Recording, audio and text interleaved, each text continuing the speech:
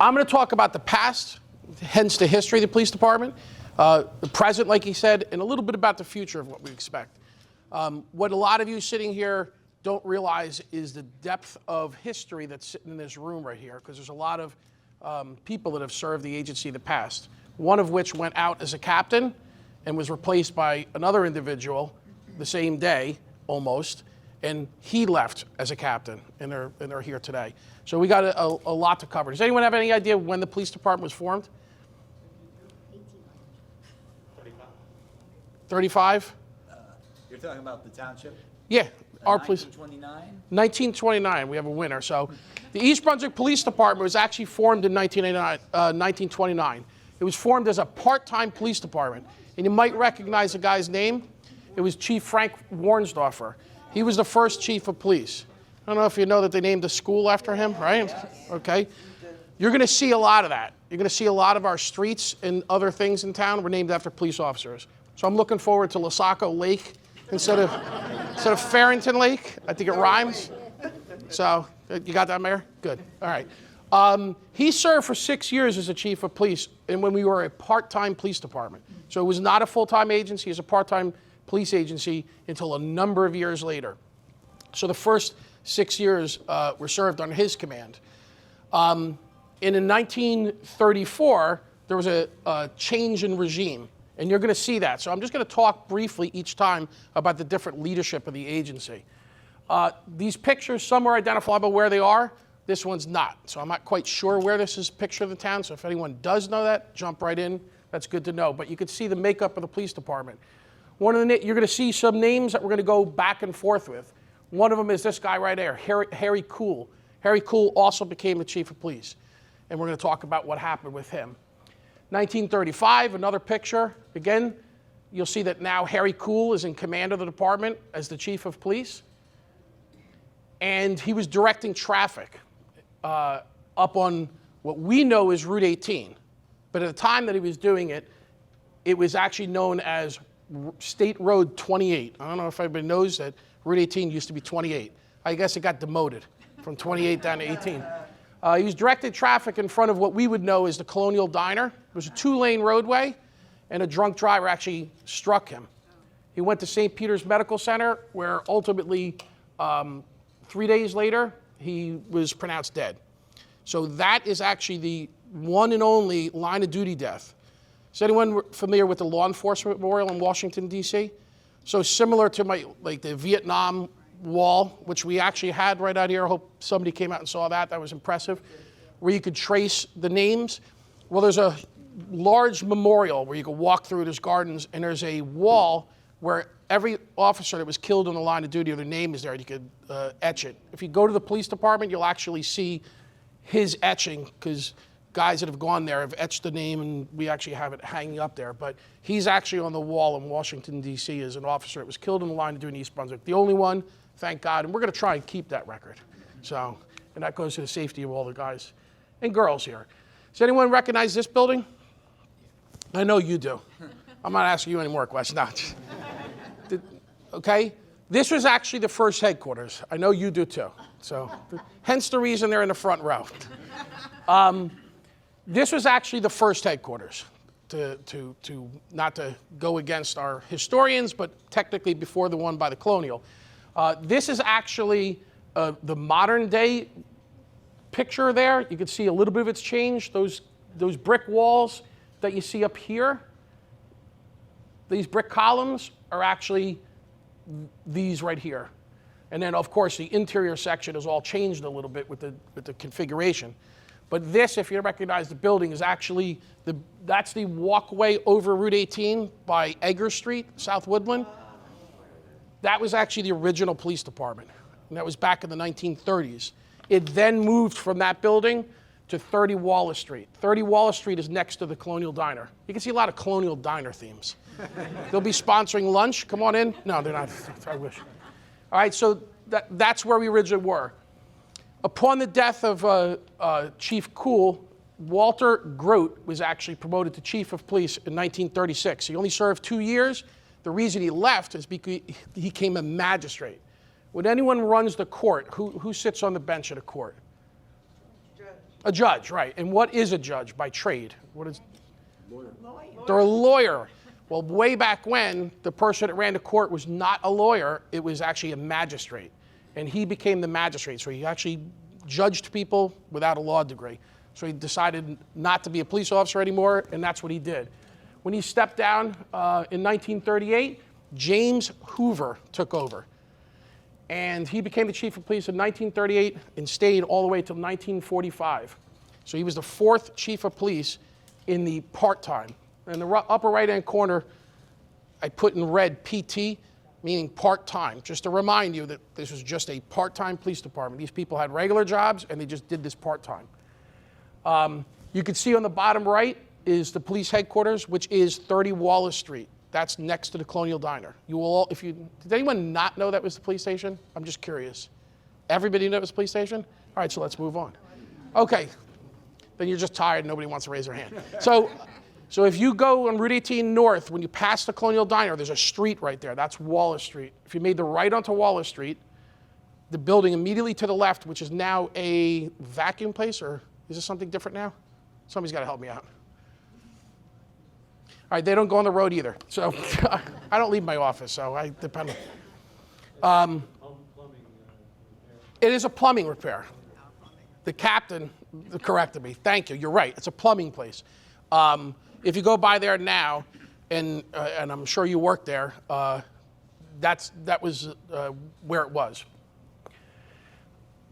Joe Misankla took over the police department in 1945, and he remained chief of police until 1953. He was the 5th chief of police in the part-time police agency. He lived on Washington Avenue, and he also worked full-time for the Helm Tobacco Company on Helmetta. And that's now what? Apartments and condos, right? So, and that's him driving the old police car. I actually want to go back to that for a second. One of the things we're going to do is we're going to take a new police car, and it's going to remain as basically what looks like an unmarked car, where it's not going to be black and white, it's just going to be all black. And we're going to put an old dome light on it, and then we're going to put the old-fashioned decals on the side to make it look. This is one of the original ones. You can see it just said East Brunswick Township Police. So that's a contender for what we're going to do so that our modern-looking Ford Explorer is going to look a little bit like that. So we're going to discuss that, and I'll let you guys have input as to what we're going to do to celebrate our 65th anniversary. But that's the chief. We then had this picture, which is in front of 30 Wallace Street, okay, the old headquarters. And in the front, no, I'm about to advance. Right down here, we have a sergeant, and that's Sergeant Niles Kipp. His grandson, that's his son, and his grandson, his son and grandson are right over here. His grandson is actually the engineer for the township. He's kind of also been a staple in the town too.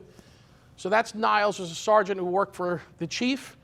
The assistant chief was Stanley Zielinski. Stanley Zielinski's great nephew is Lieutenant Rob Zielinski, who's the commander of our SWAT team in the back there.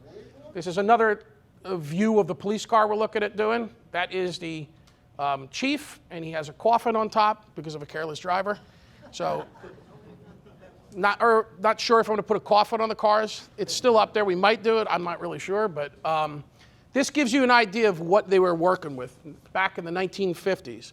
So again, this is a different style police car. You can see the different patch on here where it says Police East Brunswick with the triangle. 1950s car. You can see a couple of the officers looking like the typical what you would tend to see in 1950s of police officers with the desks and the ledger books. That ledger book is very similar to the one that's sitting right over there. Everything that was done was logged in. That wasn't actually foreign to me when I first started back in 1940. I'm just kidding, I'm not that old. That was a joke. When you didn't laugh, I got concerned. When I first started, there was a ledger book, and nothing was done on a computer, and they actually wrote stuff down in a ledger. So those books have been a staple in policing until we went into the computer world and started tracking everything by the computer. You can see all the people. This gentleman here, John Frankowski, was a police officer. You're going to see his name over and over again. I think he retired as a captain eventually.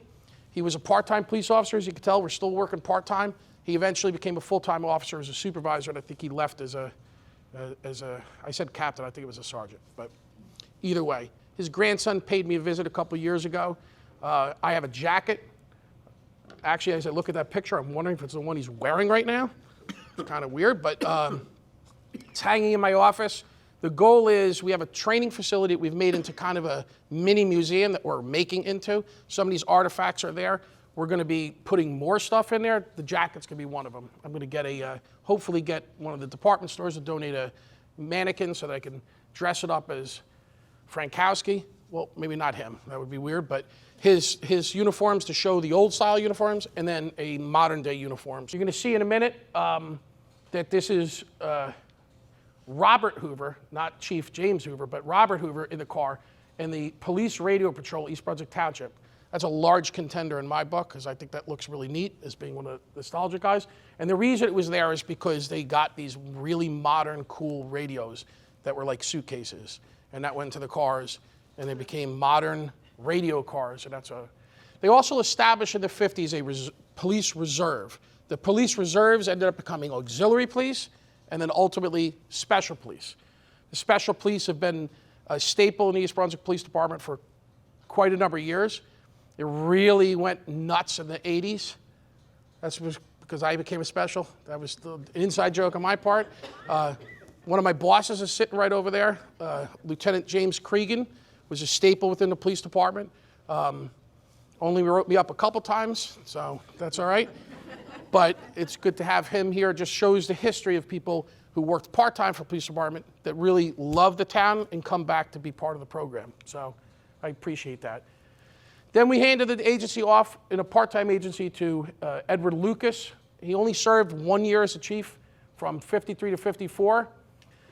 He was a very, very heavily involved in the operations of the police department. And when we looked into the history of it, and again, I'm also going to echo the appreciation from Lieutenant Fama, who went above and beyond along with Grant and a whole team of people. He was a big instrumental part of the police department. As you can see, here's another contender, same design as before with the triangle. He got a 160 horsepower police interceptor from the sales guy. There's a picture of the sales guy. And again, John Frankowski is a patrolman who's about to take it out on its first patrol. Kind of a neat news article that we found. And there's the fancy-dancy, suitcase-looking radio. That's your modern-day walkie-talkie. You're going to see we're going to talk briefly about a very bad incident that happened in town. New Jersey State Police were involved with, and there was no radios involved in that call. And we'll talk about that, but the police radio was, because someone can outrun a cop maybe. I mean, clearly not me, but thanks for the support. I appreciate that. You can't outrun a radio. So important tool that we use. And then guess what? The town council voted and they said, we're going to make this a full-time police department. And that was in 1954. That Robert Hoover was in the car now became, well, he was a captain, and in a minute you're going to see he became Chief Hoover, a different one. And there it was. Sergeant Frankowski now became a sergeant of the full-time police department in 1954. That's them getting sworn in, and that was your first full-time police department in 1954 in East Brunswick. You can see all the names down there, but there was a lot of people that ultimately left the police department and did not finish a full career. And the reason I said that is after the chief took over the department, there were some issues with the town council. I think our town and our elected officials get along really, really well. Well, apparently back in 1954, they did not. So in 1954, they began to fight with one another. There was a change in leadership of the two-party system.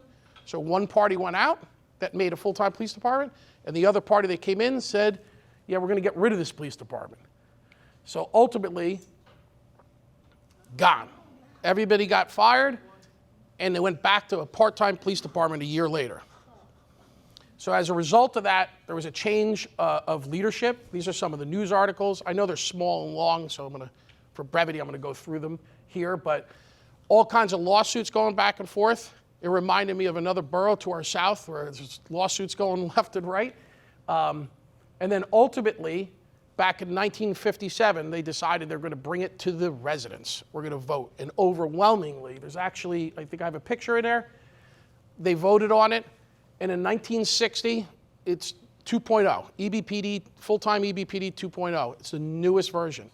So when I refer now to the number of police chiefs, it's referring to the 2.0. So if we consider what we're doing right here, right now, as the East Brunswick Police, our date of birth, so to speak, is 1960. That's when we started. We originally started in 29, part-time, 54 for a year, back part-time in 60. If that makes sense, that's kind of the ups and downs of the East Brunswick Police. But luckily, we haven't gone part-time since 1960, so we're good. I'd love to see that now. So on April 16th is when they got sworn in, and Chief Hoover took over. I take that back. It was actually Chief Pick. Chief Walter Pick is the one that started. So again, a name that might sound familiar to you?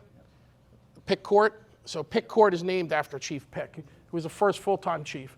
That was on April 16th, 2025. So this April will be the 65th anniversary of our 1960 version of the police department. So Walter Pick was sworn in as the chief of police. Walt Carroll, that's a name that a lot of us know. I know the captain knows. And some of the Bob Floyd actually resided in the neighborhood where Lieutenant Zielinski lives. Passed away a couple years ago. Sharpest attack right up to his passing. And again, the amazing thing, I originally was going to be writing a book on the history of the police department, including a lot of things. And basically each chapter was going to be a different police officer. So it was very regrettable to not have the opportunity to sit down with Bob Floyd before he passed, because he was one of the original 1960 members of the police department as a sergeant. One of the things you'll notice too is that the department obviously has to have leadership. So you have a chief and you have some sergeants. They didn't issue them badges. So there really was no badge number 1 in the 1960 East Brunswick Police. My badge number is 170. So I'm the 170th police officer, but I'm really not. There was a couple before me that didn't have badge numbers. I was hired by a guy by the name of Steve Thomore when I became a special. He was a captain. Captain Thomore was badge number 5, but he was one of the original, very close to the original hires. Oh no, he was one of the original hires, full-time. So as you can see, Stephen Thomore on the bottom there. So that's them. Walter Pick is all the way to the left, chief of the department, and you'll see all those other people. This is Walt Carroll. So in 1961, a year after form, they said we're going to iron out contract negotiations. And this is what they came up with. The chief went from $1.95 an hour to $2.10, which is slightly under what I make. I'll go over that with the mayor later, but and these are the salaries of the police officers. So again, the reserve police, it was before it was special police, it was reserve police. They still had them, $1.20 an hour. They got a 5-cent raise. So as you can see, the full-time people got 10 cents and the reserves got 5. So there's Jay. Again, this is at 30 Wallace Street, next to the Colonial Diner. There's your police director.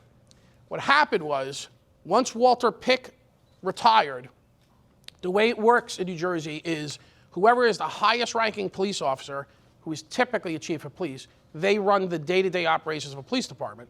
But sometimes the local government will decide to hire what's called a director of public safety. And that director of public safety is above the chief of police, not for running the police department. They don't run the day-to-day operations. That's still the chief law enforcement officer, whether it's a chief, whether it's a deputy chief, whatever that title is. Could be a captain. One agency in South Jersey has a lieutenant. He runs day-to-day operations, but there's a director above him. That director doesn't get involved in police investigations, internal affairs investigations. There's limited things that a police director can do, whereas a chief does everything. So they work together. The town decided back in 1961, that's actually wrong, it's 1961, to go with a police director, and that was Daniel Spisso.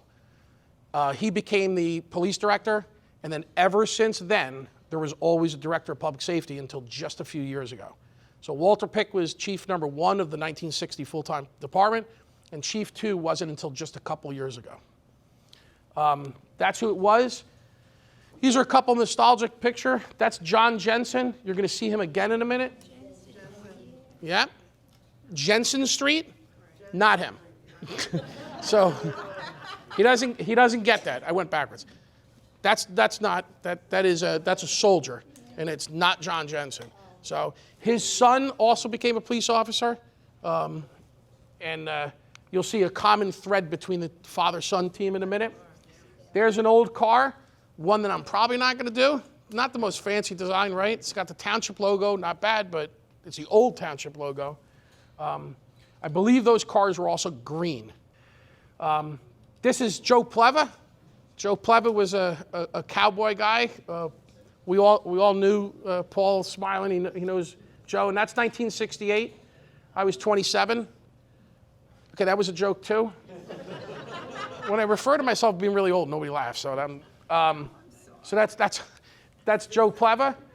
This is a picture we have of the department in East Brunswick High School.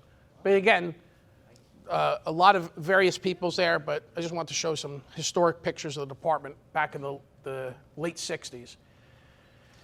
They finally said, you know what, this little building on Wallace Street is getting a little cramped for us as the department's growing, as the town's growing. So in 1971, they packed up the boxes, they packed up the railing along the wall that they used to handcuff prisoners to in the hallway, and they decided that we're going to move. So the town built this building.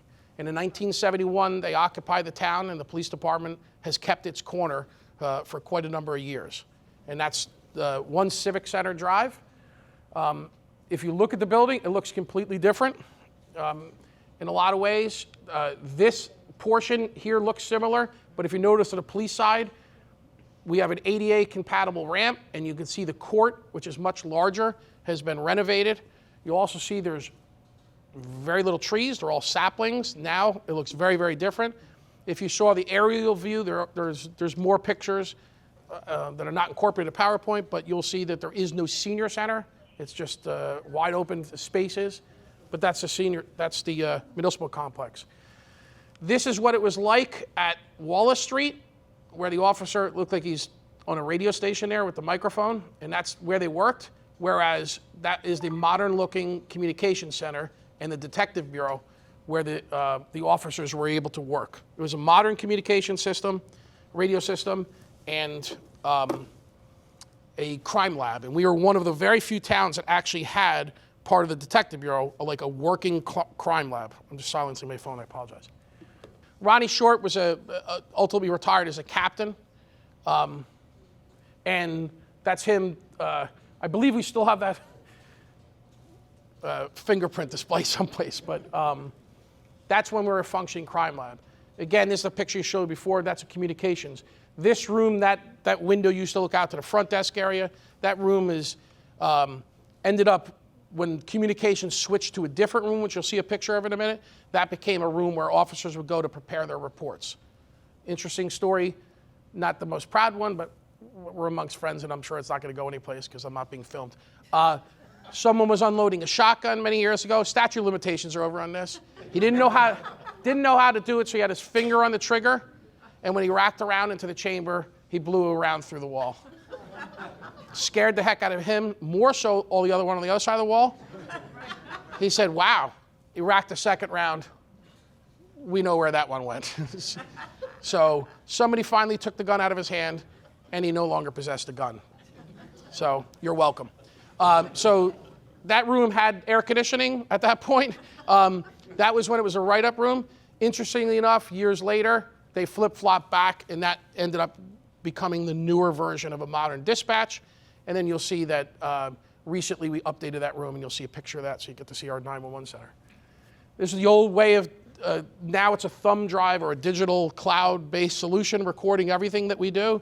that's the way we did it. It was a reel-to-reel tape system called a dictaphone. At that time, now again, we're beginning to the new building, just to bring us full circle about leadership. Replacing the police director became Frank Pash. Frank Pash became the director of public safety for quite a few years, until 1983. There was, again, some names that we're more familiar with back in 1972. You had John Sismar. His son retired by this agency. He's a lieutenant. Then you got, let's see here, 1, 2, 3. And then you got a guy right here. His name is Jerry Marino. Jerry Marino is sitting right there. Jerry retired as a captain. John Pleva, remember you saw the guy with the shotgun and the cowboy hat? That was his brother. That was Joe Pleva. This is John Pleva, right? Called him Jake. Bill Breen. Bill Breen passed away from cancer on the job. His son, John Breen, just retired as a sergeant. So again, we had a lot of legacies, and now John works in the school systems. Here, Tom Rush, Bruce Owens, Fred Laurie. Fred Laurie retired as a captain. When I said that the communication center switched back from the closet that you're going to see, it went to a newer one, Fred Laurie did that. He redesigned it. When I took over, I redesigned the room and modernized it. I felt very guilty because it was his baby. He came up from Florida for, unfortunately, a funeral, but he wanted to see the new place.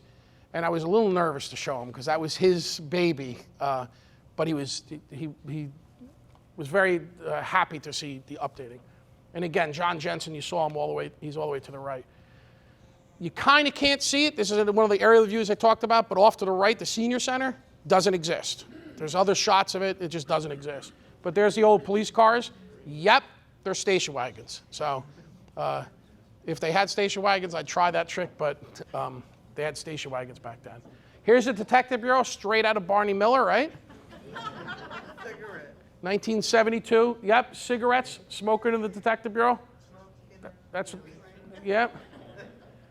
But that's our Detective Bureau. There's one of the Plevas, right up top there.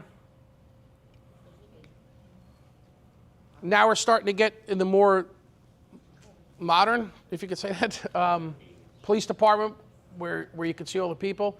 Eventually, at some point, you're going to hear the name John Zoke. That's John Zoke. He ended up running the agency. He was a deputy chief, but he was also the director of public safety. They combined the positions at some point, and then they finally broke it apart. But now we're starting to see the more modern versions of it, of our thing. I'm going to talk briefly about Werner Forrester. Werner Forrester was a trooper with the New Jersey State Police, and on May 2nd of 1973, he stopped a car at the New Jersey Turnpike. That car stop, even though it was on the Turnpike by the State Police, was in the township of East Brunswick. There's a stretch of New Jersey Turnpike, like you all know, that resides in the East Brunswick. You may recognize this picture, just to orientate you. That is the New Jersey Turnpike. That is the southbound lane on the outer roadway, they call it. So it's closest to. This building is the old, it is no longer there, it's a pile of dirt. This is the old Turnpike Authority. There's more to the building here. You can see Tower Center in the background. This round building was Turnpike operations. So in that round building was a dispatch center for the Turnpike when people would call for tow trucks and stuff like that. That's where it was out of. They also did state police dispatch for the Turnpike. And in the basement of that was a troop barracks, okay? A trooper, James Harper. Trooper Harper stopped a car. It was a Pontiac Le Mans. So it was Vermont registration. That's the plate. He called it out, and he approached the car. Does anyone know, except for you, what the car stop was for? Broken taillight. It was a broken taillight. All right, good. And slightly speeding. Okay. Okay. So driving the car was James Costin. In the front seat passenger was Joanne Chesabard. And in the rear seat was Clark Squire. When all three of them were members of the Black Liberation Army, which is a terrorist organization, and all three of them were armed. Trooper Harper's backup was Werner Forrester. Werner Forrester began conducting a search rather, of the rear seat passenger, Clark Squire. He found a handgun. When he found the handgun, a violent struggle ensued. Ultimately, Werner Forrester was shot and killed 4 times. So he lay dying on the ground. Harper, whose car stop it was, ran back to the barracks. He didn't have a radio. Couldn't get to his car radio. They did not possess walkie-talkies. So he ran back. The driver was mortally wounded. Costin was dead in the car. And Squire jumped back in the car with Chesabard, who was also shot but not dead. And they went down roughly 5 miles of the turnpike. They stopped, and Clark Squire took off into the woods. Joanne Chesabard remained in the car, and the first arriving trooper who saw the car took her into custody. She's under arrest. He's dead. She's under arrest, and he decides that he's going to run into the woods. So now the manhunt ensues. This is a manhunt that we can get people to talk about that were locked down in their schools back when there wasn't really a lockdown, but they were hunkered into the schools, and this lasted for quite a while. 36 hours. Thank you. Ultimately, the East Brunswick Police, as well as hundreds of law enforcement officers from the county and the state, canvassed the area looking for him. These are 2 police officers that came back after, and you can just tell by the picture, this is a very, very famous picture for the East Brunswick Police Department. We cherish this picture because it personifies everything that we stand for. This is just physical and mental absolute exhaustion, and we admire the officers. On the left is Bobby Zigman. Bobby Zigman retired from the agency, ultimately became disabled. I'm sure a lot of this might have played into that. And on the right-hand side is a common thread today. It's Captain Marino, who's sitting with us today. Ultimately, they came upon Clark Squire right off of Hart's Lane in the woods. Many, many, many officers walked right by him, and they didn't know because he was in water. And they kind of walked around the water because they didn't want to get their shoes wet. And I'm not saying that disparaging the officers that did it, but they just didn't know the depth, et cetera. Our officers walked through the water, and they stepped on him. So they took him into custody. They caught a cop killer. Ultimately, this picture, which is also this is actually the prisoner door at Civic Center at our police headquarters. And that's Clark Squire coming out. This trooper is Lou Toronto from the state police. He actually just recently passed away from cancer. But they took him, they took custody of the body for the East Brunswick Police Department, and then ultimately it went to court. The Black Liberation Army came out with this. That is actually the white, correct, Pontiac Le Mans with the gunshots. And they, of course, rest in peace for James Costin. Take your hands off of Joanne Chesabard, and please release and free Clark Squire. This is their propaganda. They went on for years, even though they were directly responsible for the assassination of a New Jersey state trooper. So ultimately, the Black Liberation Army assembled a team of people to go up to the Clinton Reformatory for Women in Clinton Township. They basically broke into jail. I don't know you're supposed to do that, but they went into jail and they took a bunch of corrections officers hostage, and they ultimately removed her with the officers. They released the officers eventually, and they took her ultimately to Cuba, where she lives freely in Cuba right now. Ultimately, she became one of the FBI's most wanted list, and like I said, she still lives in Cuba. Truth be told, I actually wrote a letter when I was the Superior Officers President years ago. When there was a change in leadership of the country, I wrote to the president-elect and I asked to please bring her back. I actually sent a couple of my travel cards, FOP cards. I didn't get any response, so, and she still lives there, so I know where I write. But ultimately, that's where she is. The New Jersey Supreme Court decided that they were going to parole Clark Squire. So he is now living in Brooklyn, New York as a free man after killing a trooper. So he was just paroled from jail. So let's change the mood just a little bit. This is Crandall School. So these 2 windows down here, these 2 windows over here, and then these 2 and these 2. Those are the 4 classrooms. Why am I showing this? Is because these 2 that was my kindergarten. That's where I went to kindergarten. That was my classroom. Mrs. Shank. All right, so why am I telling you that? Is because when I was in that classroom, I had members of the East Brunswick Police Department come and visit, and they drove this.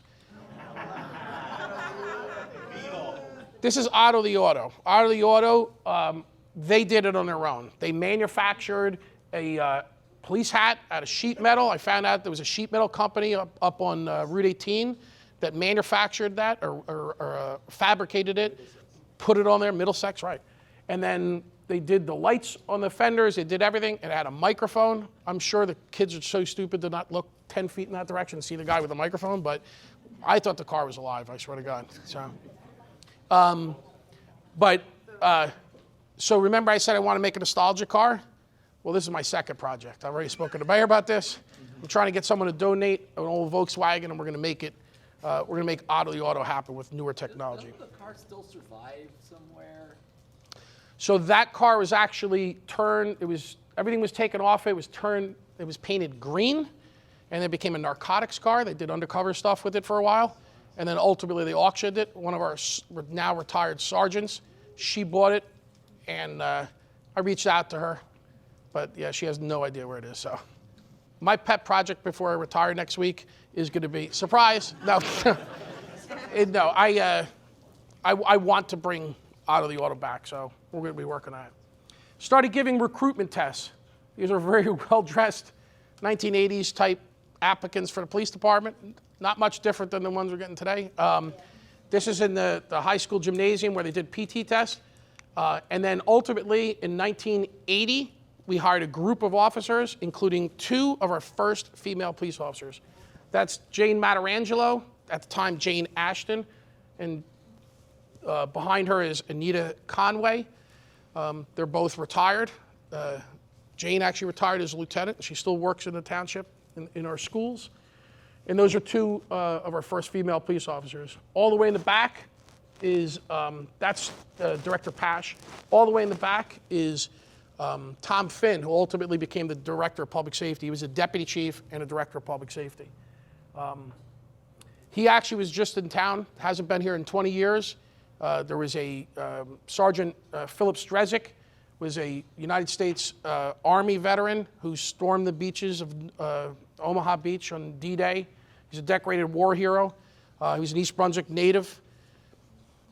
If you saw what he did and listened to the historian that spoke he was truly a war hero. He was an amazing person, East Brunswick resident, ultimately came back after war, tragically suffers from some PTSD, and in 1958 he took his life. We also brought motorcycles to the agency. These are 2 motorcycles. The original motorcycle officers are right there. On the left is Bill Valia, in the center is Ed Juba, and on the right is Jerry Chick. And then we have Fred in the back. He wasn't a motorcycle officer, though. I mentioned the closet. This was the closet that was communications. That big modern room, I guess the cops wanted more space for writing reports and less space for the dispatchers that had to be there full time. So they moved them into essentially a closet. Those were the 2 dispatch stations. If anybody goes to Crystal Springs, one of the park rangers is this guy right here. He's retired dispatcher Rich Akins, and that's Bob Stawicki, who's retired. But those are the dispatchers, and that was the dictaphone is in the corner here to the left. This is actually downstairs in our emergency operations center. This is kind of a spillover at the time. You can see the modern computer systems that we had way back when. And this was a backup to the dispatch center, so in case of a major incident, they would go down there. In the 1980s, they created a dive team. One of our officers, who ultimately retired as a lieutenant, he owned a dive shop. He was very involved, so they ran this dive team. They did a lot of dive operations. It went away for a number of years, and then in the 2000s, it got brought back. Lieutenant Bobles in the back was one of the divers. I was one of the divers. We had a bunch of divers that actually serviced the entire county. We became the county dive team, and we went throughout Middlesex County doing diving. But that was the original. We never could get the boat thing right, because every boat that we ever bought was absolutely horrible for diving. It was great for fishing, but horrible for diving. So, and that's an example of it. Tom Terrell, who was a retired major for the New Jersey State Police, ultimately became the director from 83 to 89. And there's John Jensen. Again, he retired as the Detective Bureau captain ultimately, but when he was a sergeant, he was the first K-9 officer. And then ultimately, many, many years later, his son became a K-9 officer. So that's the bond that I mentioned that they shared here, aside from family bond. But he was a K-9. That was the first K-9. Odin was the name of the dog. Ultimately, the agency was turned over in 1989 to an inspector. That was a police officer, but there was a rank that was created called inspector.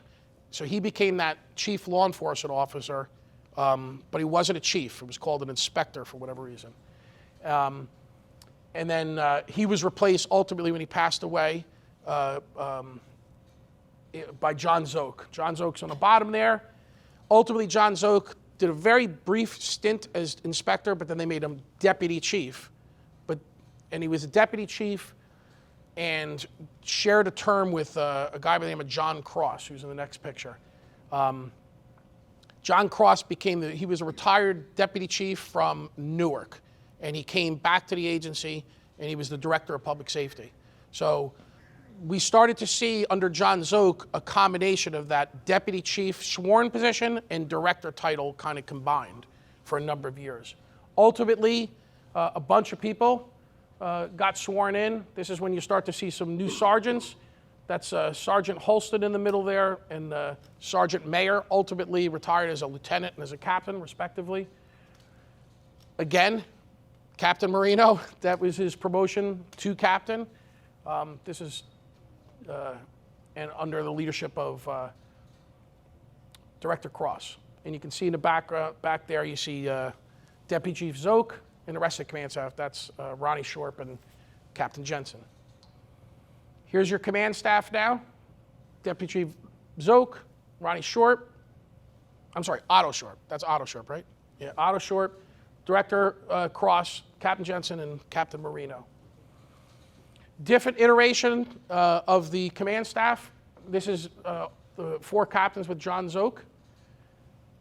Motorcycles, we started purchasing more motorcycles. We now have 4 motorcycles.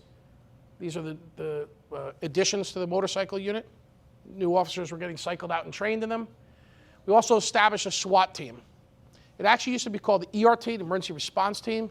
It's transferred over later into SWAT. Then a little thing happened in September of 21. A team of officers were affectionately called by the New York City Police Department as the Bumblebees. These are the traffic shirts we used to wear. So they wore the traffic shirts and they went into New York and they referred to them, get one of those Bumblebees. So, and I think they predominantly patrolled Times Square. All of those guys are now retired. And I keep hitting the wrong button, I'm sorry. And that guy's standing right back there.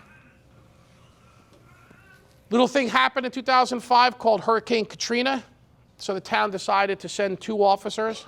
So Officer Sean Tulane and Eric Rapps responded and drove car 332 to New Orleans, and that's 332 on Bourbon Street in New Orleans. Horrific experience for them in the operational side, but they really made a big difference to a lot of people. But they responded there. Ultimately, they're both retired. They both went out as a lieutenant. One is very happy, and one is a cop again in Florida. Don't ask me. Pete Barnes was an assemblyman who came as an interim director of public safety. He was a former FBI agent, as well as you would know him as Assembly and then ultimately Senator Barnes. But he came in for about a year in a transition period, and then the agency decided to promote Tom Finn to deputy chief and then made him the combined title of director of public safety. At that point, they decided to go back to a director of public safety. We'll move on. And Lieutenant Colonel Barry Roberson from the New Jersey State Police came, and in 2005 he took over as the director of public safety. And he remained here till 2011. At that point, the agency started embracing community policing. Community policing is a is an agency-wide philosophy. It's not about a program, it's not about a unit, it's about an agency philosophy saying that we should be interacting with the police department so that we know what the community needs and wants, and we fulfill that need. So we've always practiced that, but we decided to get more entrenched in the community by designing programs. This is one of the programs. This is called the Junior Police Academy, where we would come and we would teach everybody. That's actually Lieutenant Tulane as a patrolman, one of our motorcycle officers, one of our motor officers is also in the back. And that's Bro, as we affectionately call him, Richie Branch, who was not only a motor officer, but he's a master instructor. So teaches everybody everything. He's retired too. Also became a cop again. And then he ran for sheriff. So I don't know what's going on, but they don't have enough. Some people graduate the Citizen Police Academy and they learn a lot. So there's a graduate of the Junior Police Academy, rather. They learn to do fun things about what we do, like high-risk motor vehicle stops. We had a Senior Citizen Academy that we did with the Senior Center. We had a Junior Academy that we started when I was in community policing, but we weren't catching anyone in the middle. So we created a Citizen Academy. You have to be 18 or older. When we educate people at the Citizen Academy, they suddenly say, wow. You know, early on in my career, I remember somebody came up, he was in the fire service, and he said, you know, how do you like the job? I said, I love it. And he said, yeah, it can't be bad. Just ride up and down the highway, write a ticket or two. And I said, wow, you just reduced my job to that, you know, and that's not what this job is. And hopefully you're going to get that today of all the things we do. We embraced National Night Out. National Night Out is the first Tuesday in August. We don't do it anymore, and the reason we don't do it is we have another event in August called the County Fair, so it stretches us thin a little bit, right? But we do embrace these types of programs. As you can see, today is an example how we educate people in what we do and our history. So this is something we used to do, National Night Out, where we'd bring our boat. Again, a boat not really designed for diving, but whatever. It was fun. We bring our SWAT team out. That's a different iteration of SWAT team. Our motor unit, again, that goes beyond just the motor unit. Traffic safety, looking very traffic and safety oriented, quite scary. That's our traffic unit. Ultimately, William Krause was promoted to deputy chief, and when Barry Roberson left in 2011, they made him the deputy chief and director of public safety. And then something magical happened. Remember I said the second chief? It was Bill Krause. They decided to take the title of Director of Public Safety away from him and change him from Deputy Chief to Chief of Police. So he's only the second Chief of Police in the current iteration of the police department since 1960. When he retired in 2016, Jim Conroy took over as the Chief of Police until he retired 3 years later in 2019. And then in 2019, Mayor Cohen made a big mistake. No, I'm just... So on July 31st of 2019, I was sworn in. This is a small representation of our agency. This is not a happy day. This is a day that we attended a funeral of a police officer who was killed in the line of duty down in Deptford, New Jersey. Very sad day for us. This day got a lot worse for me. Came back from that, sitting in my office, and I saw Sergeant John Breen, Bill Breen's son that I told you. He ran into my office. He looked upset, and I said, what is going on? And he said, Jimmy and John just got hit by a car. They were two of our motor officers. If it were not for the training they received, they wouldn't be here, okay? But their training kept them alive. If they were driving a car, the driver that cut them off, he'd be dead. Car versus car based on that accident, and our accident reconstructionists have clearly said that would have been a fatal accident for the driver. Instead, they were to use their training defensively to essentially drop their motorcycles in a safe way, ride the motorcycles, but nonetheless, it's still a horrific accident. Jim is standing in the back of the room as a retired officer now. He did have to leave the agency, but we're very proud of him and John, who left the agency, unfortunately, because of this incident. And it actually is a success story in a sense that if their training wasn't as superior as it was, he might not be listening to this. So that was this day that represents that day. like to just briefly talk about our present structure. Obviously, I act as the chief, and I have an Office of Professional Standards that Lieutenant Fama is in. He does all the internal affairs stuff, public information, and he's in charge of accreditation. Accreditation is basically, we're accredited by the New Jersey State Association of Chiefs of Police. There are 112 different standards that basically say you have to do this. They're not the best practices. They're actually the minimum standards saying you must do this, this, and this. What we have to do is we have to prove over a 3-year period that we're actually complying with all that and meeting those minimum standards. And I'm proud to report that we exceed those standards in a lot of areas. So we are an accredited agency. We've been accredited twice. We're actually in a crunch right now to get all our ducks in a row for our third accreditation that coming up. But in addition to being professionally accredited, there's a way to become personally, individually accredited based on your years of experience, your rank, and your education. And by education, I don't just mean formal education, I also mean professional development. You have to go to a certain number of courses. One of the courses that the New Jersey State Association of Chiefs of Police runs is called the Command and Leadership Academy. It's a 15-week program. Several of our officers in the agency have gone through the 10-week residential program down in Quantico at the FBI Academy called the FBI National Academy. We have 2 applicants in the pipeline now that hopefully they'll both be accepted at some time. The FBI LEADA is, which is the Law Enforcement Executive Development Associates. They have 3 different 1-week courses that they offer. And when you complete those 3, you get what's called a trilogy.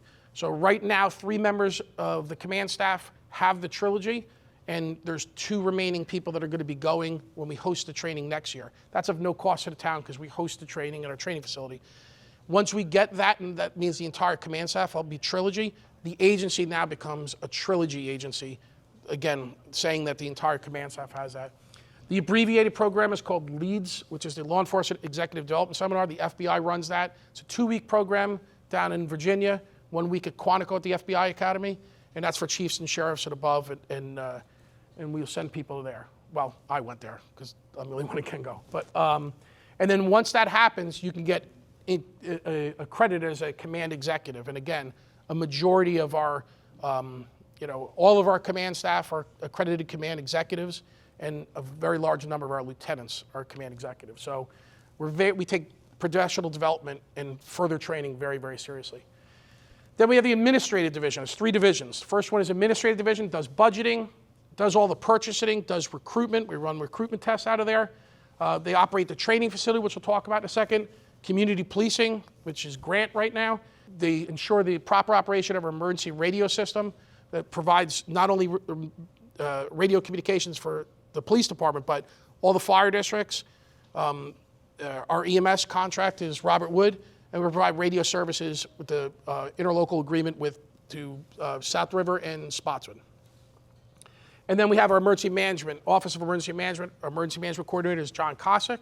And we embrace that. So our East Brunswick Office of Emergency Management is very important. It's a vital part of the township as well as the police department. One of the things we do is he's coordinated incident command system training, and all of our senior officers are up to a 400 level of ICS. We then have the operations division, which is broken into patrol and traffic. It does everything, animal control, the operations of the 911 center. Our rapid deployment team, we have 2 officers assigned to a rapid deployment team, which is coordinated by the county. So they're to go out in case there's any like riot control situations. We do, again, have our SWAT team. And then the investigative division that runs the detective bureau, the evidence unit, it does all the criminal intelligence, as well as juvenile crime, our school resource officer program. And they have something called the community response unit. It's commanded by Sergeant Junn. They're responsible for everything. You name it. If the community needs something, his unit is on it. It's a unit multifaceted. This is our processing area if you get arrested. So this is the bench where Clark Squire sat before he was arrested, and then he went out the door, this is the exit out here to the parking lot. This is a machine called AFIS, which is the Automated Fingerprint Identification System. This is when someone gets arrested, they get printed here. Their fingerprints go directly into the FBI. They stand on this gray wall, and the camera that's up here takes a picture of them. So it goes right in as mugshots. This room is the Alcotest room. That's the new Alcotest 9510, okay, 9510. And that's where you would call it the breathalyzer. That's what that room is. Those are the jail cells. We do have jail cells. No, they're empty. I mean, yes, they're empty. No, we really don't house people. So actually, the deputy chief that was just up, when he walked back there just to see if there's any changes, he said, yep, this is where the guy hung himself. So one of his first days, he, as a supervisor, came in and the guy was hanging. So not a pleasant day at work. That's our new communications center. You might see that if you come to the police desk behind you. We're going to bring it inside now. This is one of 4 consoles we have. Each of those screens, every console's got 6 different screens. The lower left screen is actually the phone system. That's when you dial 911, that's what you're getting. Directly in front of our bottom center is the system. We track all the police cars of what they're doing and put calls in. On the bottom right, to her right, is the radio system. That's actually where she's talking to the radio. And the top 3 screens change depending on what she's doing.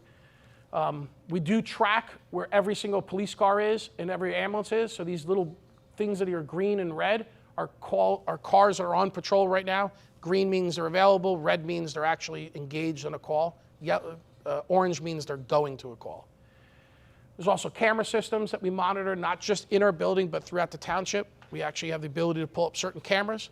We don't really access in the communication center our schools, but we have through our school system, the schools provided access to a system called 911 Inform, state of the art. If you dial 911 from a school or on your cell phone on any school property, because they're all geofenced, it recognizes where you are. That immediately pulls up to that dispatcher a map or floor plan of that school.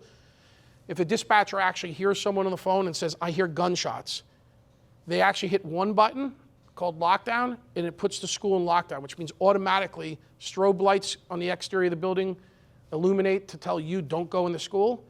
And then interior, the PA system has the superintendent get on instructing everybody to go into a lockdown.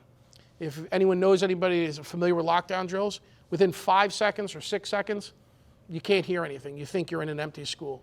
Our retired sergeant is a director of security there. They drill at every single school several times a month. It's now become like second nature to them. And we try and work with them as often as possible, and we do lockdown drills, and we train in the schools. But if you're going to dial 911 in a school, yeah, we got you.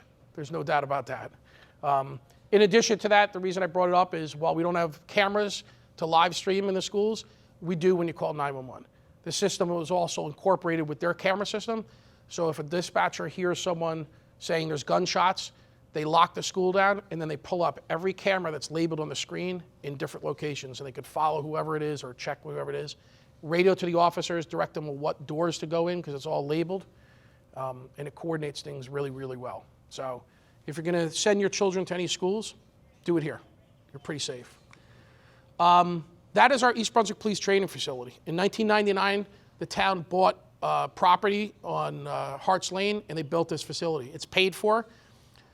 It costs nothing to the taxpayers. It's run by the administration as a public utility. Public utility means any money that comes in is what gets paid out, so it doesn't cost. That's actually what Crystal Spring does. Every time you pay to go to Crystal Springs, it pays for the employees and all the expenses. So that's what it does. So this does not cost the taxpayers any money. I have an officer assigned there. He's a training officer. He happens to physically be there. He's in charge of training. We do have an administrative assistant. We run things out of the training facility. That's the firearms. There's a 12-port indoor range, so we don't have to go outside in the elements. We don't have to drive far. So when we arrive at our building in our town, we can start training. It doesn't require an hour ride to and from. So that's a great benefit to us. It's all automated so that you can have targets that go down range that actually turn. So if you're supposed to draw your weapon and fire 3 rounds in 5 seconds, the target will present itself, and 5 seconds later, it's going to disappear. They also move at different things. You could set the lighting levels. You could put lights on, strobes on, or sirens on for the officers. Again, 12 ports. That's the classroom. Holds a little over 50, about 50 people. It has an audio-video system within it, so we host class all the time.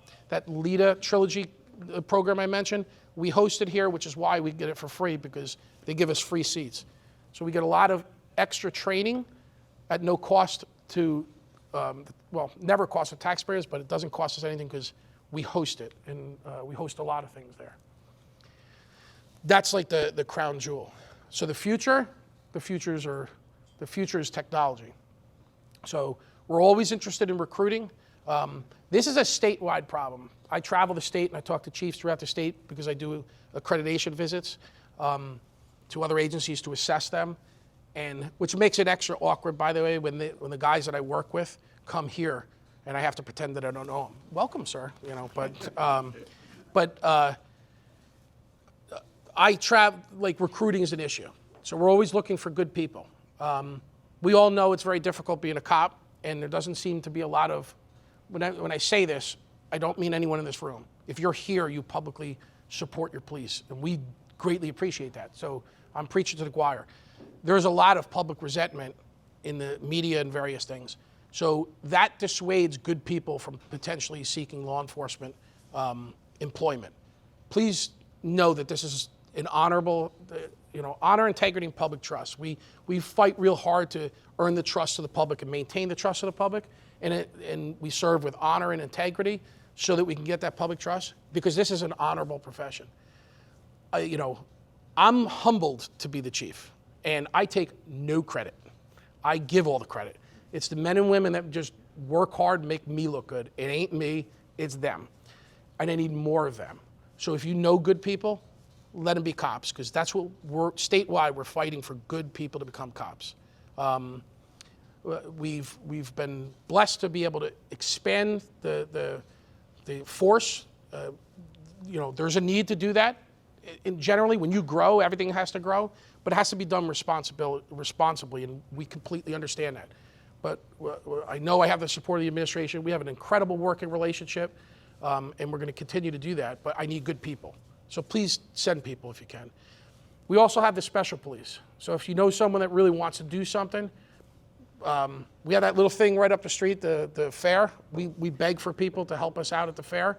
So if you know someone that doesn't really want to be a full-time cop, but they'd like to do something, that training facility is now certified by the Police Training Commission to be a satellite of the Cape Bay County Police Academy. That's where we send our recruits full-time. They live there. They have fun. It's like donuts. No, it's not. It's hard. But the